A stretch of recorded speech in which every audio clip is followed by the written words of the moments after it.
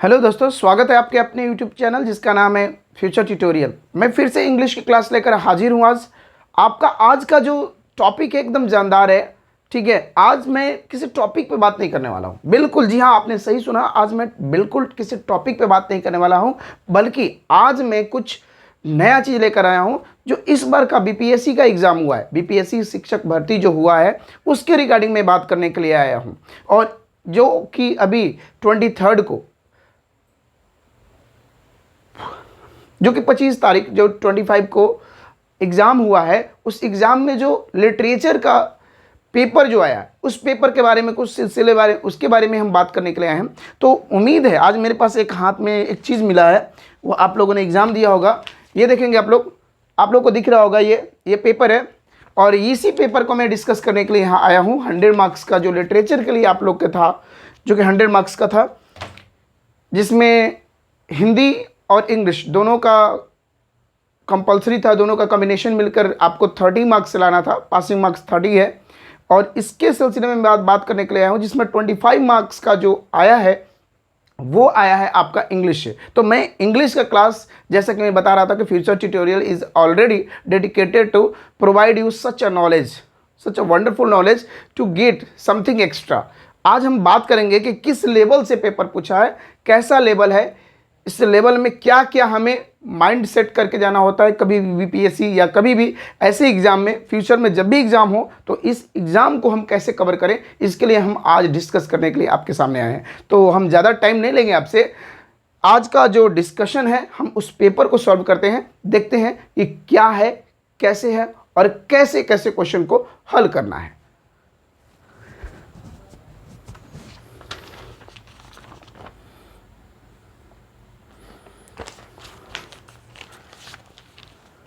जी हाँ दोस्तों, जैसा कि मैं बात कर रहा था आप लोग से,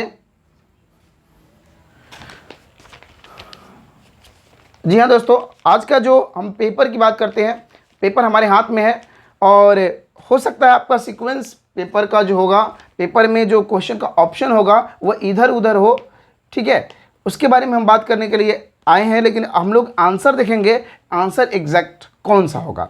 ठीक है, तो जैसा कि आप देख रहे हैं, यह मैं अभी बात कर रहा हूँ आपको पार्ट 1 से। जो पार्ट 1 आया है उसकी हम बात करने के लिए आज, जो पार्ट 1 है, पार्ट 1, ठीक है, जो कि इंग्लिश लिटरेचर से लिया गया है। ठीक है, इंग्लिश लिटरेचर, इसमें आप ध्यान देंगे तो ज़्यादातर जो क्वेश्चन उठाए गए हैं वो आपके ग्रामर से उठाए गए हैं। ग्रामर जो टॉपिक है इससे उठाया गया है, सब कुछ ग्रामर से। ग्रामर में क्या क्या है, कौन से टॉपिक को इसमें डिस्कस किया है, हम उसी की चर्चा कर रहे हैं। तो जैसा कि आप देख रहे हैं, पहला जो क्वेश्चन है, आप लोग के हाथ में पेपर भी होगा और कुछ मैथ्स भी करेंगे।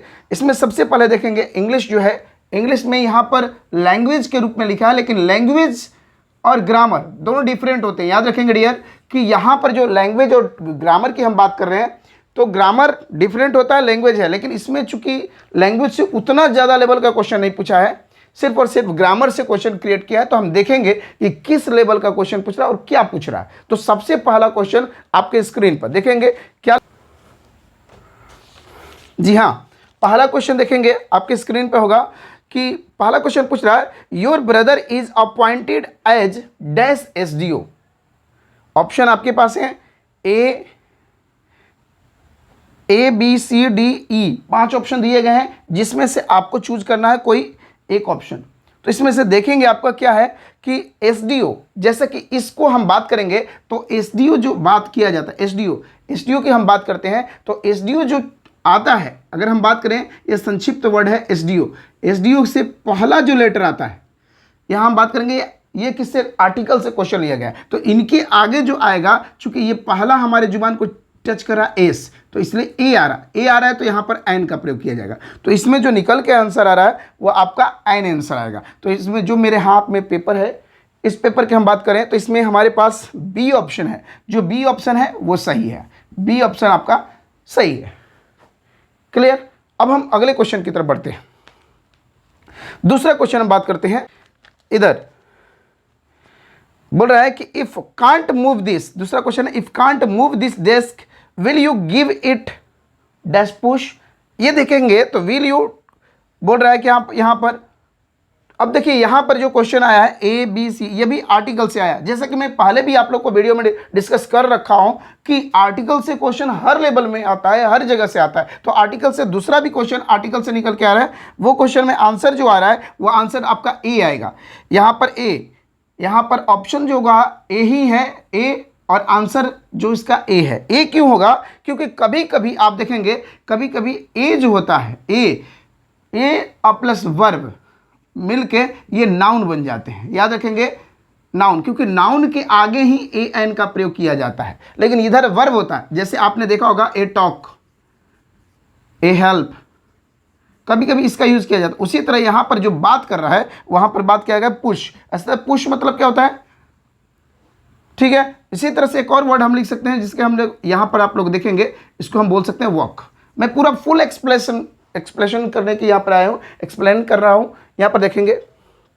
ठीक है, तो ये हमारा जब ए प्लस वर्ब, इसके लिए मैं नहीं बोल रहा हूँ कि इस बार के एग्जाम में आपने क्या किया, उसके बारे में मतलब नहीं है। हमें मतलब है कि इस बार जो एग्जाम में दिए हैं वो अगली बार के एग्जाम में आपका कोई प्रॉब्लम ना हो। इस सिलसिले को मैं ध्यान रखकर इस पेपर को सॉल्व करने की कोशिश कर रहा हूँ कि किस लेवल से क्वेश्चन पूछता है, क्या पूछता है। ठीक है, तो ये देखेंगे। अब इसके बाद हम चलेंगे अगले तरफ। इसमें आंसर जो निकल के आ रहा है, आंसर है ए।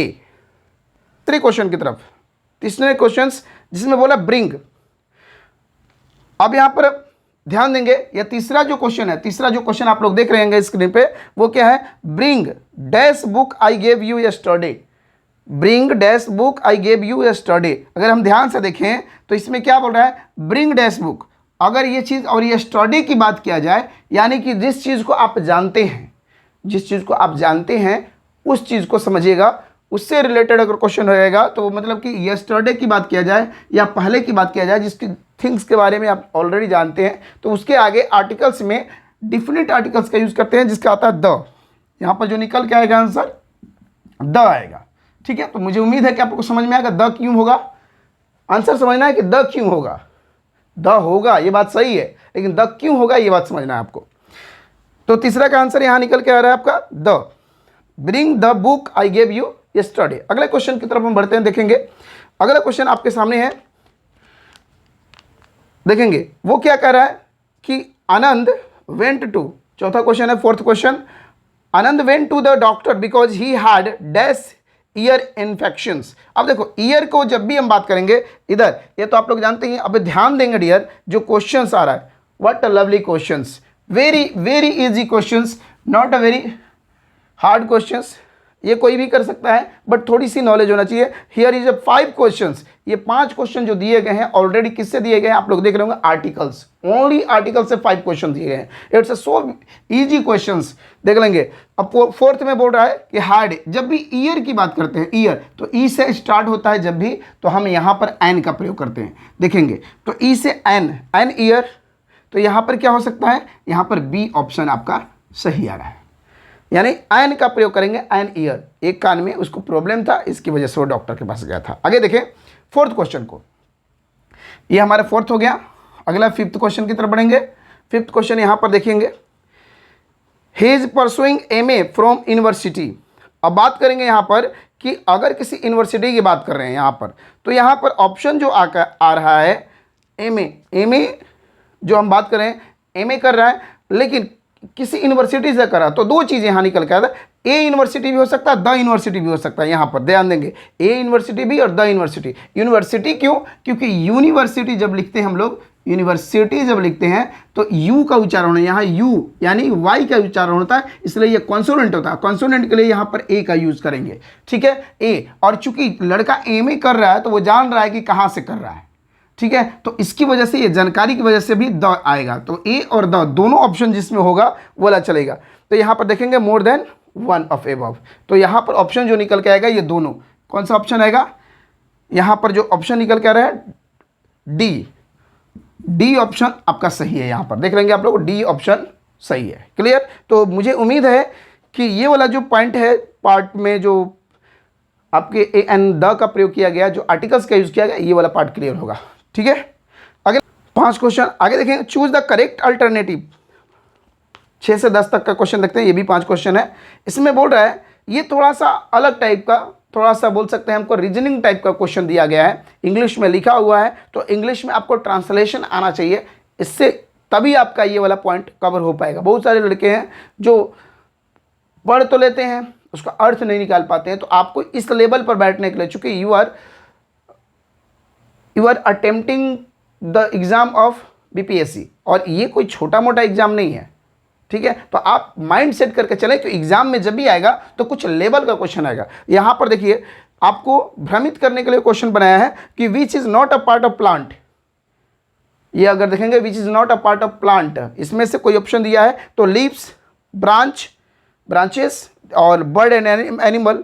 तो इसमें बात हम कर सकते हैं कि इसमें से कौन सा ऐसा चीज है जो प्लांट का नहीं है, जो प्लांट में नहीं रहता है। तो बर्ड एंड एनिमल, इसमें से ऑप्शन जो निकल के आ रहा है वो 6 का जो आंसर आ रहा है वो सी आ रहा है, ठीक है। सी, जिसको हम बोलेंगे बर्ड्स एंड एनिमल्स। क्लियर, ये आएगा बर्ड्स एंड एनिमल। अगला हम पॉइंट की तरफ चलेंगे 7 में। 7 क्वेश्चन देखें हम लोग, अगला आपके सामने, which of the flowing do you not use in a computer. Computer में वो क्या चीज़ है जो आप यूज नहीं करते हो। तो क्या है, हार्ड डिस्क, कीबोर्ड, टूथब्रश। तो हार्ड डिस्क ऑलरेडी रहता है सीपीयू के अंदर, और कीबोर्ड आप लोग जानते हैं। सी ऑप्शन जो यहां पर निकल के आएगा, सी, जिसको हम बोलेंगे टूथब्रश। एकदम बच्चों वाला सवाल पूछा है ये कि टूथब्रश जो होगा वो हमारे यहां पर आंसर होगा, ठीक है, क्योंकि ये कंप्यूटर में यूज नहीं करते हैं। हम 8 वाले क्वेश्चन की तरफ जाते हैं। What among the following a lady does not use in a kitchen. कहां पर कीचेन में जो प्रयोग नहीं किया जाता है, कीचेन में क्या नहीं प्रयोग किया जाता है, तो ड्रायर जो हम बात करते हैं, पहला ए ऑप्शन है ड्रायर। अब ड्रायर का मतलब क्या है आप लोग बताते चले। ड्रायर मतलब होता है सुखाने वाला। तो जो औरतें अपने बाल को सुखाने के लिए यूज करती हैं, मशीन का, गैजेट का, उसको हम बोलते हैं क्या, ड्रायर, हेयर ड्रायर, आपने सुना होगा। इसके बाद ओवन, ओवन मतलब चूल्हा होता है, ठीक है, चूल्हा। Induction, induction cooker, you know very well, आप जानते हैं इंडक्शन का भी। तो इंडक्शन, ओवन, ये दोनों तो किचन में यूज होता ही है। तो जो ऑप्शन निकल के आ रहा है यहाँ पर ए मतलब ड्रायर यूज नहीं किया जाता। ड्रायर, ये ड्रायर मतलब क्या होता है, सुखाने वाला। अब किचन में क्या सुखाने के लिए, आप कपड़े सुखाने के लिए यूज करेंगे जी, बाल सुखाने के लिए यूज करेंगे, नहीं। तो सुखाने वाला जो चीज होता है उसको ड्रायर बोलते हैं। और इस ड्रायर को, ड्राई से बना है ये एक्चुअली ड्राई से बना है, ड्राई में ER जोड़ा गया तो बन गया ड्रायर। 9 में हम चलेंगे, 9 वाले क्वेश्चन की तरफ। Which one is not allowed in one examination.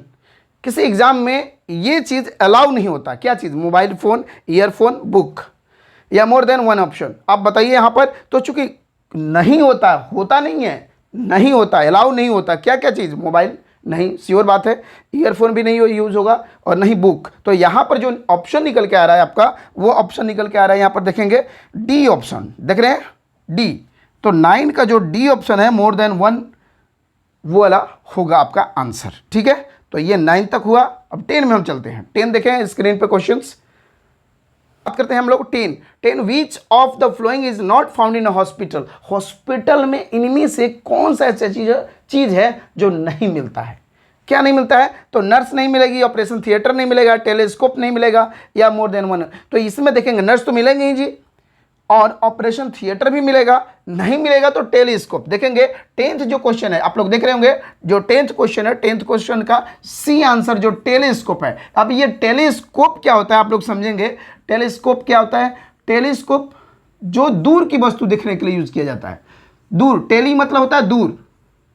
अगर हॉस्पिटल में यूज भी किया जाएगा तो यहां माइक्रोस्कोप यूज किया जाता है, माइक्रोस्कोप, ठीक है। आप लोग जानते हैं सूक्ष्मदर्शी जिसको बोला जाता है, ताकि आपके ब्लड के चीज़ों को देख सके, या कोई ऐसी चीज़ हो जो बहुत छोटा हो उसको देख सके। Telescope for celestial body, star को देखने के लिए, मून को देखने के लिए जो हम लोग दूरबीन का यूज़ करते हैं। टेली मतलब दूर होता है, और स्कोप मतलब अब यही दूरबीन। तो दूरबीन के लिए याद रखेंगे, ये दूरबीन के लिए यूज़ किया जाता है, तो ये हॉस्पिटल में यूज नहीं होता है, ठीक है। टेलीस्कोप है, सेलेस्टियल बॉडी के लिए यूज किया जाता है। तो ये था 6 से 10 तक का क्वेश्चन, जो कि आपको तार्किक बेस पर था, जिसको रीजनिंग लेवल पर आप कह सकते हैं, ये था। अगले क्वेश्चन की तरफ हम लोग बढ़ते हैं। देखें 11 से 15 के बीच में।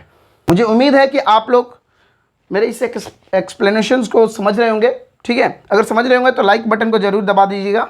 देखेंगे 11 में हम बात करेंगे द पर्सन हु राइट्स। यहाँ पर जो बातें किया जा रहा है, ये थोड़ा सा ऐसा क्वेश्चन है जिसको हम बोलते हैं, जैसे कि उसमें देखिए तार्किक, पहला हमने आर्टिकल से लिया गया 5 क्वेश्चन, दूसरा रीजनिंग से क्वेश्चन लिया, तीसरा जो पैटर्न उठाया है क्वेश्चंस, ये एक्चुअली क्वेश्चंस जो है ये है आपका अनेक शब्दों के एक शब्द, अनेक शब्दों के एक शब्द, इस चीज को हम बोल सकते हैं यहां पर। यानी बोल रहा है कि सब्स्टिट्यूट जो वर्ड आता है उसी तरह से बोलते हैं, the person who writes a book is known as, तो यहां पर रीडर, रीडर जो पढ़ता है, रीड करता है उसको रीडर, और ऑथर और पब्लिशर, पब्लिशर मतलब क्या है, जो पब्लिश करता है, छपवाता है, प्रकाशित करता है, और ऑथर जो होता है, ऑथर को राइटर भी बोला जाता है, नहीं तो ऑथर भी बोला जाता है। तो यहां पर जो वर्ड निकल के आ रहा है 11th का, वो आंसर आपका आ रहा है कौन सा, बी, इसको हम बोलेंगे ऑथर।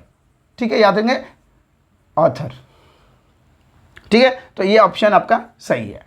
देखेंगे 12 नंबर में हम बात करेंगे, if today is Wednesday and day after tomorrow will be, अगर यदि आज वेडनेसडे है तो समझेंगे आज अगर वेडनेसडे है, ठीक है, और बोल रहा है डे आफ्टर बोल रहा है, देखिए डे आफ्टर मतलब बाद में, यानी परसों, आने वाले परसों, आने वाले कल के बाद आने वाला दिन, तो परसों क्या होगा, परसों पीछे वाला भी होता और आगे वाला, तो परसों आगे वाला जो होगा उसको हम बात करेंगे क्या चीज़। तो यहाँ पर देखो क्या आएगा, यहाँ पर निकल के आएगा कि आज बुध, तो कल बृहस्पतिवार, परसों शुक्र, तो ये शुक्रवार को क्या बोलते हैं इंग्लिश में, फ्राइडे। तो फ्राइडे इसमें है क्या, नहीं दिया है, ऑप्शन ही नहीं दिया, तो यहाँ पर ऑप्शन जो निकल के आ रहा है ई, क्योंकि नन ऑफ दीज।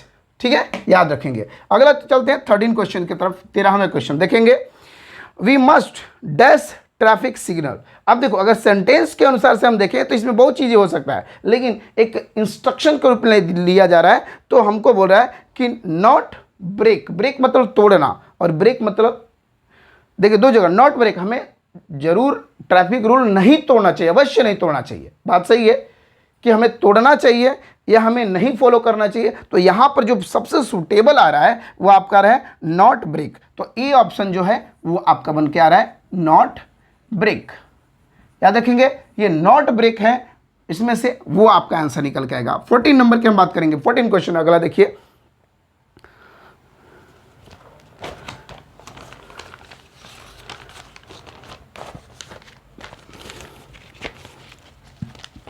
देखिए डियर 14 की बात करें 14, इफ टुडे इज 12 दिसंबर, बात करें कि अगर आज 12 दिसंबर है, the next month will be, अगला महीना क्या होगा, तो नेक्स्ट मतलब आने वाला जो महीना होगा वो क्या होगा, जनवरी का होगा, तो इसमें बी नंबर आएगा जनवरी। यानी कि अभी भले ही बात करें, घुमा के पूछ रहा हूँ, बहुत इजी एप्टीट्यूड टेस्ट की तरह होता है, तो इसमें कुछ भी सवाल कर सकता है आपको, क्योंकि आपके मानसिक, ये बोलते हैं बौद्धिक विकास को देखने की कोशिश करता है कि किस तरह से, किस लेवल से आप सोचते हैं। छोटी छोटी सवालें देता है, आसान सवाल इसलिए देता है कि बहुत सारे लोग इसमें गलतियां करते हैं। आगे देखिए 15 में बोल रहा है अगला कि a month can have dash days. अब बताइए एक मंथ में कितने, तो ये जीके जीएस जैसा सवाल है कि एक महीने में कितने दिन होते हैं, तो ये श्योर नहीं है कि कितने दिन होते हैं, श्योर है कि 4। तो 4 कौन कौन सा होता है वो आप लोग जानते होंगे, तो 28 29 जो होता है, 28 28 29 जो होता है वो फरवरी में होता है, 30 जो जून में होता है, और 31 जो जुलाई और अगस्त में होता है, तो या फिर अलग होता है। तो ये तीनों ऑप्शन होता है।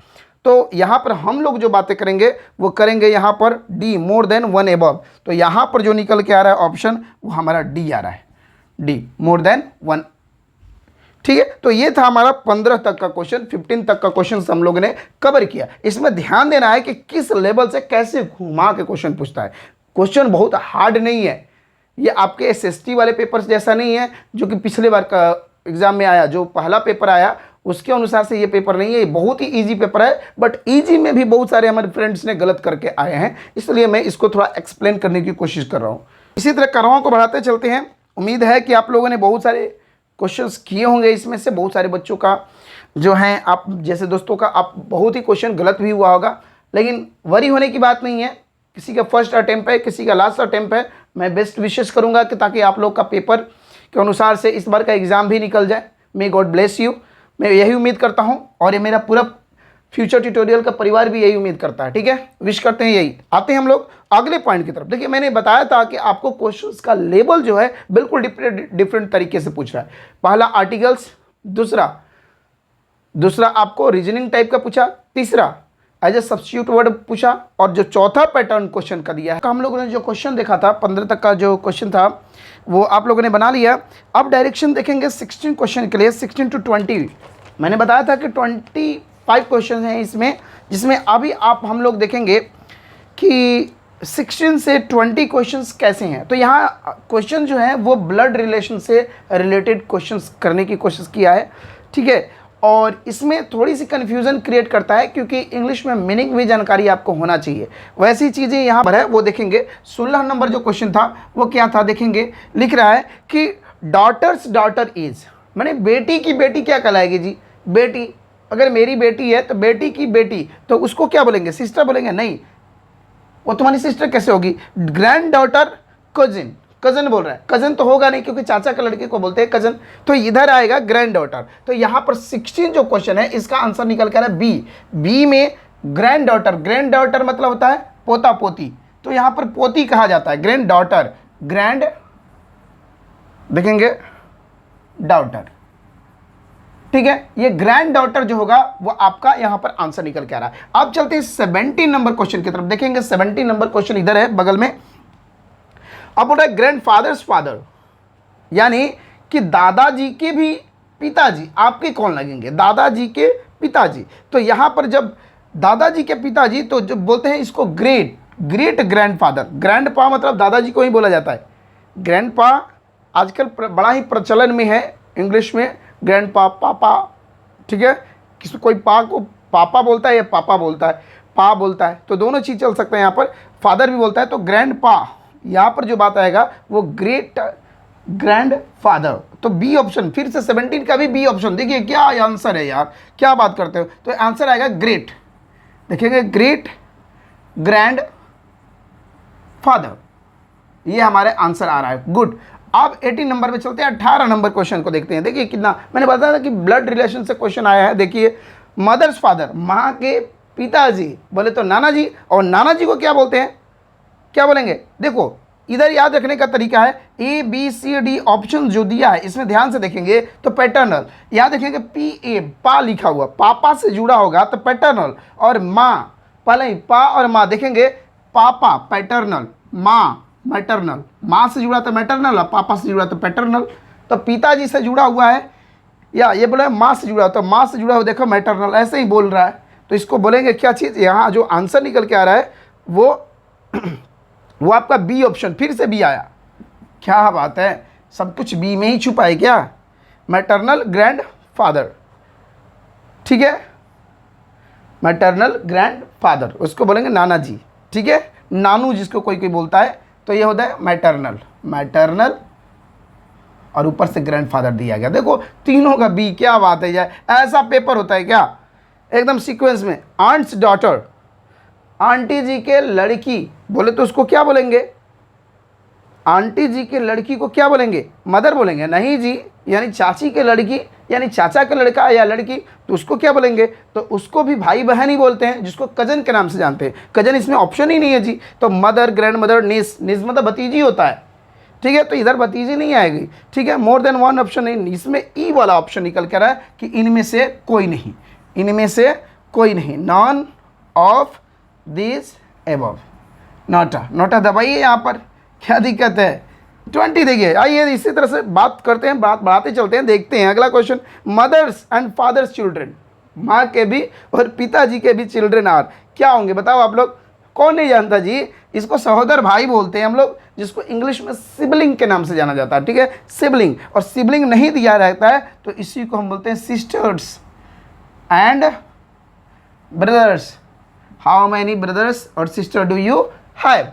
तो ये बात है, सिस्टर एंड ब्रदर्स वाला जो ऑप्शन है वो आपका आंसर हो गया। तो यहाँ पर जो निकल के आ रहा है वो क्या? A option. ठीक है, डन। ये है हमारा 20 क्वेश्चंस। देखें 20। अब इसके बाद अगला क्वेश्चन चलते हैं, हम लोग देखेंगे 21 to 25 है, वो दिया है एक्सट्रैक्ट बेस या पैसेज बेस पर, जिसको हम बोलते हैं unseen passage.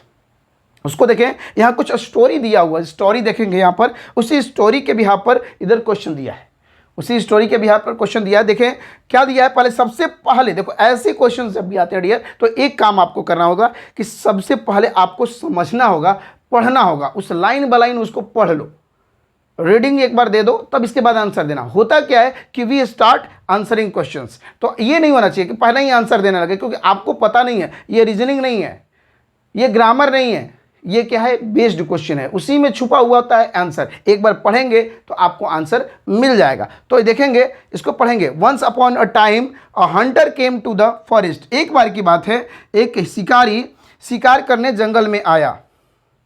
It was summer, गर्मी का महीना था, and water was scarce, scarce मतलब बहुत ही रेयरली मिलना, स्कार्स सिलीज से बनता है, बहुत ही रेयरली, पानी बड़ी ही कम मिल रही थी, कहीं भी दुनिया में पानी नहीं दिख रही थी उस जंगल की तरफ। Many of the animal had died of thirst, बहुत सारे जानवर प्यास के मारे मर रहे थे, देखेंगे मर चुके थे। इसको the hunter killed a deer, जो शिकारी था उसने एक हिरन को मार दिया। And took it to back his home, उसने इसे अपने घर ले गया, उस जानवर को मारा, हिरन को मारा और ले गया। कौन मारा, हंटर ने, देखेंगे इधर। और आगे बोलता है the forest God was very sad, जो फॉरेस्ट गॉड थे, फॉरेस्ट गॉड कौन थे, यहाँ पर जो जंगल के देवता थे, वो बहुत ही नाराज होते हैं, सैड मतलब नाराज होते हैं, ठीक है।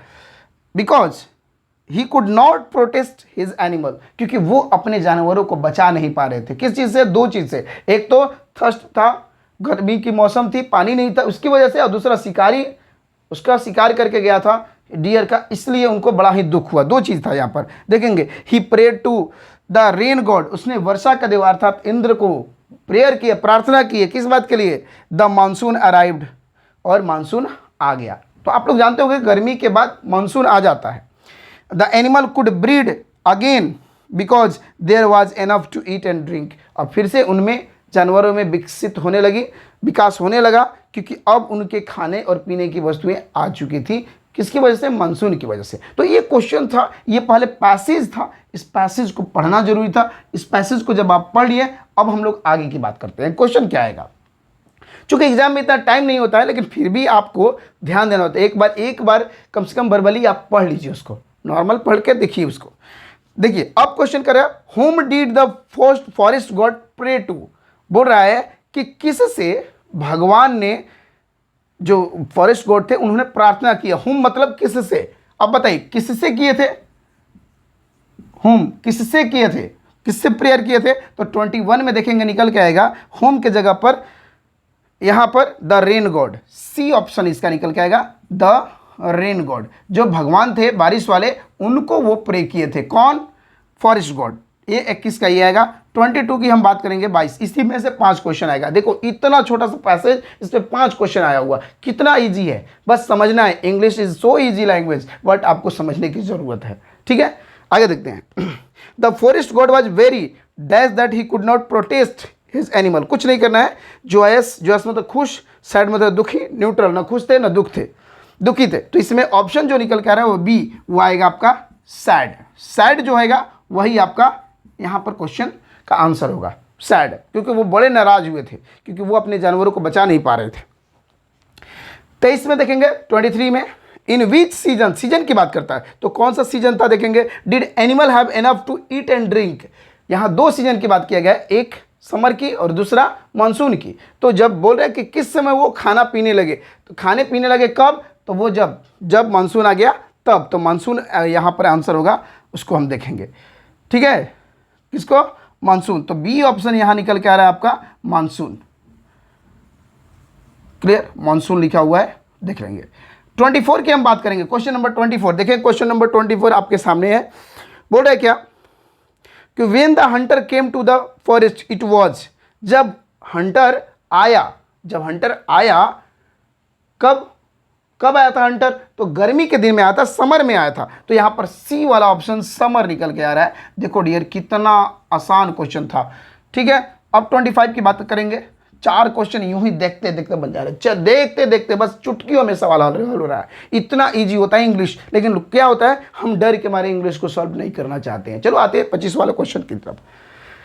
देखें, who killed the deer, deer को किसने मारा, डियर को किसने मारा? रेन गॉड ने मारा, फॉरेस्ट गॉड ने मारा और हंटर ने मारा। किसने? हंटर मतलब शिकारी होता है, याद रखेंगे। तो यहां पर जो ऑप्शन निकल के आ रहा है सी, ए हंटर ने, हंटर बोले तो शिकारी, एक शिकारी था जिसने मारा। तो ये था हमारा 25 क्वेश्चंस जो कि बड़े ही हॉट क्वेश्चन थे, बहुत ही इजी क्वेश्चन थे, जो बच्चे डर रहे थे कि नहीं जी नहीं हो पाएगा, नहीं हो पाएगा। आई होप कि ये 25 का 25 क्वेश्चन उनको समझ में आ गया होगा। ठीक है, तो ये था आज का हमारा सेशन। मैंने इंग्लिश की भरपूर कोशिश किया है कि इस तरह के आपको वीडियो देते रहेंगे, समझाते रहेंगे, और हमारे चैनल को लाइक करते रहेगा, सब्सक्राइब करते रहेगा, ऐसे ही छोटी छोटी लेकिन बहुत ही जानदार नॉलेज के लिए। तब तक के लिए बने रहिए अपने फ्यूचर ट्यूटोरियल के साथ और मुझे इजाज़त दीजिए। Bye bye, take care.